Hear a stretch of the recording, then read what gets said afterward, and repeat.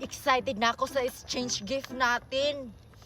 Siguro, mamahalin yung mga laman ng mga regalo nyo. Kasi itong akin, mamahalin to. Yung akin, something nauulam. Basta, malalaman nyo mamaya. Yang sa'yo, Marian, something na... Something bilog. Basta, matutuwa kayo sa regalo ko. Talaga lang ha, dapat mamahalin yung regalo mo. Kasi yung regalo ko, mamahalin talaga to. O, sino na una magpakita ng regalo? Bato-bato pick na lang kaya tayo, Queenie, kung sino yung mauna.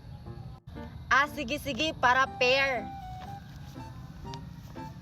Bato, pick. Naku, ako una magpakita ng regalo.